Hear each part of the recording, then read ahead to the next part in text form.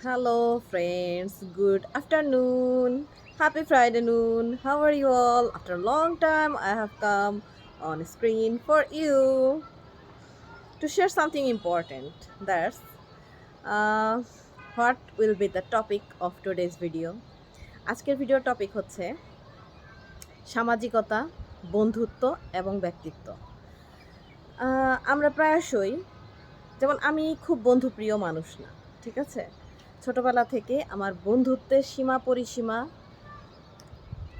এতটা সীমিত যেটা বলার বাহিরে, ঠিক আছে? আর এটা নিয়ে আমার কোনো গ্রাইফও নাই, ঠিক আছে? আমি কম বন্ধুত্বে অধিক স্বাচ্ছন্দ্য অনুভব করি। আর ম্যাক্সিমাম টাইম আমি একা থাকতেও পছন্দ করি। আমার বন্ধুত্ব না থাকলেও সামাজিকতা আছে।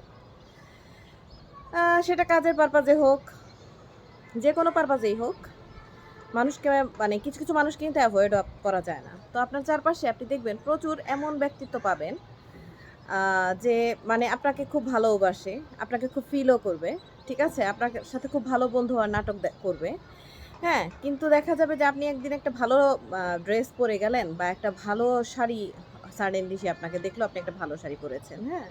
তো তখন চট করে বলে ফেলবে যে, "ও এই শাড়িটা? হ্যাঁ, এরকম একটা শাড়ি তো আমারও আছে। এগুলো তো বেশ দামি না, তাই না মিস?" লে হালুয়া। একটা ভালো বন্ধু কখনোই আপনাকে লো ফিল করাবে না। সবসময় এই পয়েন্টটা মাথায় রাখবেন। এটা ভেবে বন্ধুত্ব করবেন সবাই, ঠিক আছে?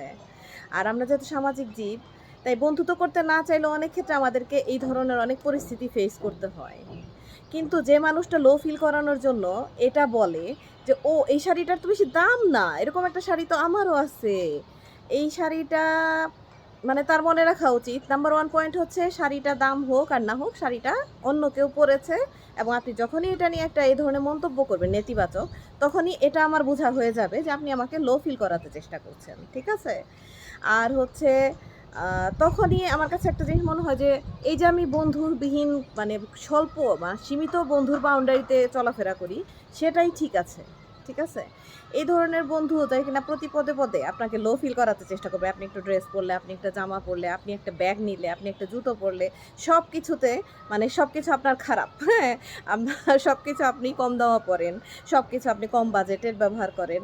এরকম মানে বলে, বলে যদি আপনাকে লো ফিল করাতে চেষ্টা করে, এরকম বন্ধুর সাথে আমার মনে হয় বন্ধুত্ব বা সামাজিকতা কোনোটাই না থাকাটা বেস্ট ডিসিশন। ঠিক আছে? কারণ বন্ধুত্ব এবং ব্যক্তিত্বের লড়াইয়ে আমি মনে করি ব্যক্তিত্বই বেছে নেওয়া উচিত সবাইকে।